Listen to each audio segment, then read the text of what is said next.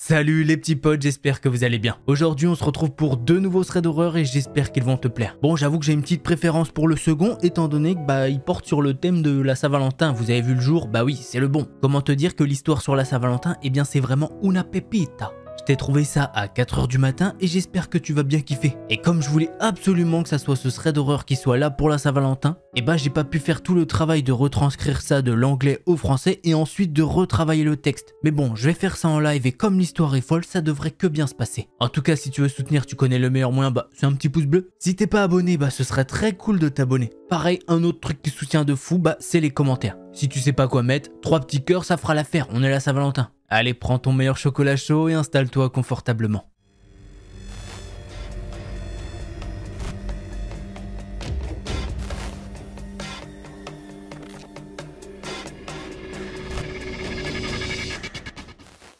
Alors pour ce premier thread d'horreur, le thème c'est pas du tout la Saint-Valentin. Mais bon, t'inquiète pas, c'est bien aussi. Cette histoire que je vais vous raconter, c'est celle de Clotilde. Notre petite Clotilde, elle est étudiante et son histoire commence le début d'un été. À cette époque-là, c'est l'occasion de se détendre et prendre des vacances bien méritées. Elle nous dit que c'est une étudiante enthousiaste, mais bon, là ça y est, elle avait hâte de profiter de son temps pour reprendre ses études l'année prochaine. Sauf qu'à ce moment-là de l'histoire, elle ne savait pas que ses vacances allaient prendre une tournure très sombre. Tout a commencé lorsqu'elle a été approchée par son ex-petite amie. Ensemble, ils avaient déjà eu une relation qui était pas facile. Pendant leur relation, il a été violent avec elle. Mais bon, pendant ces vacances-là, il a demandé à Clotilde s'ils pouvaient se retrouver. Et malheureusement, elle a eu la mauvaise idée de lui donner une nouvelle chance. La rencontre s'est plutôt bien passée et au bout d'un moment, ils se sont remis ensemble. Sauf que peu de temps après qu'ils se soient remis en couple, Clotilde, elle a remarqué qu'elle était suivie. Elle savait pas qui la suivait ou quoi, elle se sentait juste suivie. Mais bon, elle est quasiment sûre d'une chose, c'est que c'est pas son petit ami. Alors que les jours passaient, la surveillance de Clotilde s'est intensifiée.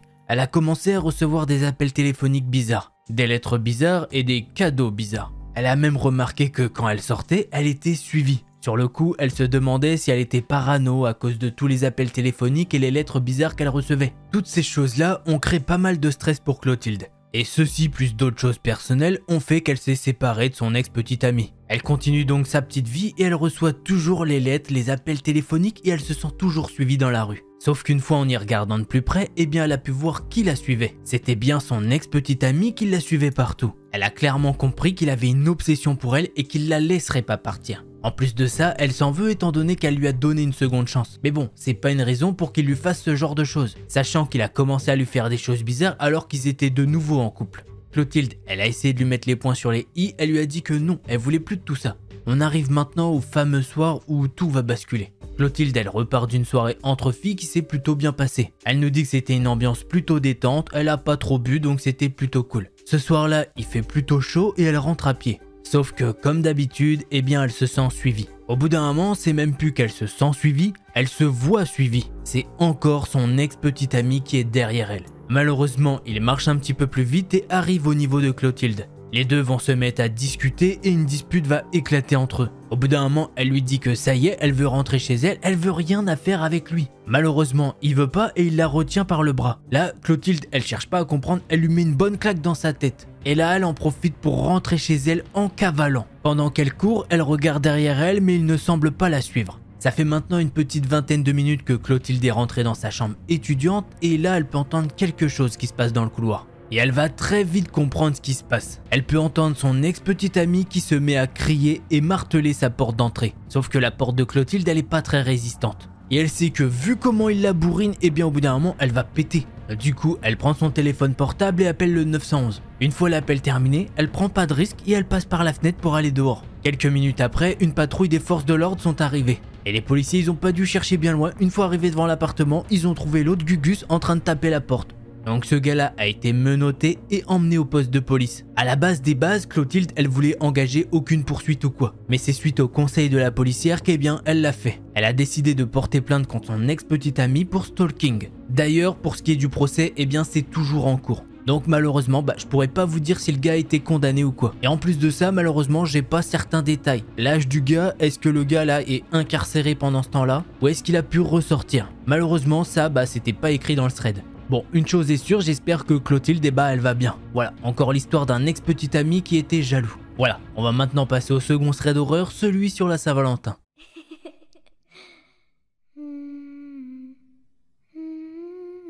L'histoire que je vais vous raconter là, eh bien on va dire que c'est celle de Paul. Toute cette histoire va se passer le jour de la Saint-Valentin. Paul, il marche tranquille dans la rue d'une ville des États-Unis. Et là, comme ça, il y a une femme au hasard qui lui donne une carte de Saint-Valentin. Bon, sur le coup, il se dit que c'est peut-être un coup de com' d'une marque ou quoi. Il ouvre la carte et dessus, qu'est-ce que ça disait? Eh bien, ça disait « Voulez-vous être mien ?» Il n'y a aucun nom, il n'y a aucune adresse marquée sur le bout de papier. En fait, il y a juste l'enveloppe rouge qui est froissée et dedans une carte blanche, qui d'ailleurs, à part le petit mot, est complètement vierge. Sur le papier, il y a juste la question que je vous ai dite plus haut. D'ailleurs, petit détail et pas des moindres, c'est pas juste une lettre qui a été tapée à l'ordinateur et imprimée avec une imprimante. Non, le texte est écrit à l'encre et ça a un petit peu bavé. Bon, sur le coup, Paul il se dit que ça doit être dû au moment de l'écriture, soit au cours du voyage dans la poche de la curieuse qu'il lui a donné. C'est bizarre, mais Paul il nous dit que en quelque sorte, eh bien ça rend cette question triste, voire désespérée. La femme qui lui a donné cette carte lui jette un dernier coup d'œil puis s'éloigne. Elle se mêle à la foule qui semble surgir de nulle part à ce moment précis. En vrai, à ce moment-là, il sait pas quoi faire. Et il se dit que si c'était quelqu'un d'autre qui lui avait donné, eh bien il l'aurait probablement jeté. Mais la femme qui lui a donné cette lettre, eh ben elle était plutôt attirante. Donc bon, il l'a gardée. À vrai dire, ça lui a quand même remonté un petit peu le moral après une journée de travail qui était particulièrement frustrante. Et puis oui, cette lettre, elle aurait pu la donner à n'importe qui, mais non, elle l'a choisi lui. De retour à la maison, il l'a posée sur le comptoir de la cuisine et il a commencé à se préparer quelque chose à manger. Quelques minutes après le début des préparatifs du dîner, il a eu une sensation dans la nuque, comme si quelqu'un le regardait. En se retournant, il a scanné son petit appartement. Il est capable de voir l'intégralité de la cuisine et du salon au-delà d'où il se tenait devant le poêle. En vrai, y a personne en vue, ce qui est plutôt normal. Et pourtant, il avait bien l'impression d'être observé. À ce moment-là, il est à peu près 20 h. La nuit, elle est déjà tombée, mais ses rideaux sont encore ouverts. Du coup, il décide de traverser la pièce, de les refermer et de retourner dans sa cuisine. Il a toujours cette sensation, mais bon, il a décidé de l'ignorer et de finir de cuisiner. À peu près à la moitié de son dîner, eh bien, il y a quelqu'un qui frappe à la porte. Là, il se dit que c'est clairement bizarre. Ce soir-là, il est censé recevoir personne. Parfois en journée, oui, il y a quelqu'un qui fait du porte-à-porte ou quoi, mais là, à 20 h et quelques, non, c'est pas normal qu'il y ait quelqu'un. Donc forcément, cet événement, ça l'alerte un petit peu. Donc il est resté là, figé, en train de mâcher un petit peu. Il espère en fait que la personne qui est derrière la porte, s'est juste trompée d'appartement. Sauf que non, ça continue de taper. Du coup, il décide de se lever de la table en prenant une fourchette dans sa main. Il se dirige alors vers la porte d'entrée en essayant de ne faire le moins de bruit possible. Une fois qu'il a atteint la porte, il commence à regarder par l'œilleton. En fait, il a pas peur de ce qu'il va voir, mais il aimerait ne voir personne. Et effectivement, une fois qu'il a bien regardé, non, il y a personne dans le couloir. Sauf qu'en fait, ça le frustre un petit peu. Puisque lui, quand il s'est rapproché de la porte, eh bien il a fait tout doucement. Et il a entendu personne partir. Du coup, il décide d'ouvrir la porte avec sa fourchette bien dans la main. Il l'ouvre un tout petit peu, juste histoire de voir. À première vue, il voit personne. Alors il décide de l'ouvrir complètement, il sort sur le palier et non, il n'y a absolument personne. C'est complètement vide de chez vide. Il n'y a même aucune preuve qu'il y avait quelqu'un ici il y a quelques secondes. Bon, Paul il se dit vas-y, tant pis, je retourne chez moi, je vais finir mon dîner. Il se retourne pour rentrer dans son appartement et là il peut voir qu'il y a écrit quelque chose sur sa porte. En fait, sur sa porte, il y a maintenant écrit une phrase qui est troublante et en même temps familière. Serez-vous mien? Et ce qui en plus est bizarre, eh bien c'est que tout ça, ça a été écrit à l'encre. Et une autre chose bizarre, c'est que sur ce texte, eh bien il y a encore une similitude.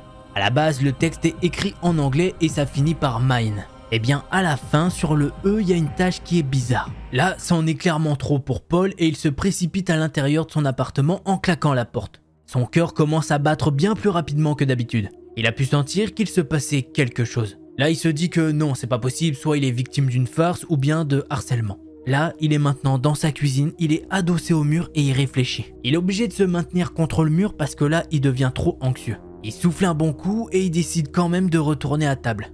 Une fois devant son assiette, il se rend compte qu'il a complètement perdu l'appétit. Et bien forcément, cette histoire de lettre et tout, ça lui trotte dans la tête. Il décide donc de prendre la lettre de nouveau et de la regarder. Même si oui, il savait déjà ce qu'il y avait écrit à l'intérieur. Il se dirige alors vers le comptoir de la cuisine, attrape la lettre et il s'est assis à nouveau. Il souffle un bon coup, il pousse son assiette de côté et là, il sort la carte de son enveloppe. Il prend la lettre, il la met à gauche et il se met à regarder la lettre de nouveau. Il a tellement une sensation d'agitation que ça fait trembler ses mains. Quand il a reçu cette lettre-là dans la rue, eh bien il trouvait que c'était une lettre plutôt classique. Sauf que maintenant, en la voyant avec tous ces nouveaux éléments, eh bien il se dit que cette lettre, elle apporte de terribles nouvelles. Il sait pas pourquoi, mais c'est vrai que ça annonce pas du bien. Au bout d'un moment, Paul il peut remarquer quelque chose qu'il avait pas vu dans la rue. En fait, cette carte, c'est pas une simple carte recto verso. Non, on peut l'ouvrir. Et une fois ouverte, il va voir quelque chose d'assez fou. Sur toute la partie intérieure de la carte, eh bien il y a écrit la même phrase en boucle et en boucle. Voulez-vous être à moi? Et là, pour le coup, l'écriture est beaucoup moins belle que sur le recto. C'est écrit dans toutes les formes possibles et imaginables. Parfois, ça devient carrément des sortes de gribouillis. Alors effectivement, à première vue, cette chose, elle est assez simple. Mais notre petit Paul, ça le perturbe énormément. À ce moment-là, il a décidé de se calmer et de jeter un petit peu la carte. Il décide alors d'aller dans son canapé pour essayer de se calmer. Mais bon, après quelques instants, il décide que la meilleure chose à faire, c'est de se lever, de récupérer son allume-bougie. Il se rend vers l'évier de la cuisine en prenant la carte au passage et il la brûle dans l'évier. Au fur et à mesure que les flammes consommaient la lettre, froissant et noircissant la matière, il éprouvait une nouvelle sensation. Pas exactement des nausées, mais une légèreté corporelle. En faisant ça, il est vraiment pas bien, à tel point qu'il est obligé de s'agripper au rebord. Il cherche un petit peu de quoi se stabiliser. Il est déjà vraiment pas bien, mais en plus de ça, il y a une autre chose qui va le rendre encore moins bien. Normalement, la carte et l'enveloppe auraient dû cramer et faire un volute de fumée noire, ou à la rigueur grise, enfin un panel de couleurs dans ce genre-là. Sauf que oui et non, ça va bien être noir et gris, mais en même temps, il y a aussi un panel de fumée rouge qui se dégage de la carte. Sauf qu'au moment où Paul réalise ça, eh bien il peut entendre la porte d'entrée s'ouvrir. Là, il capte directement que tout à l'heure, il avait oublié de verrouiller la porte. En rentrant chez lui, il l'avait juste claqué comme ça. Tout ce qui va se passer maintenant va aller très très vite. Paul, il peut entendre la voix de quelqu'un lui dire « Toi, espèce d'idiot ». Et quelques secondes après, il se souvient pas comment, mais il est tombé dans les pommes.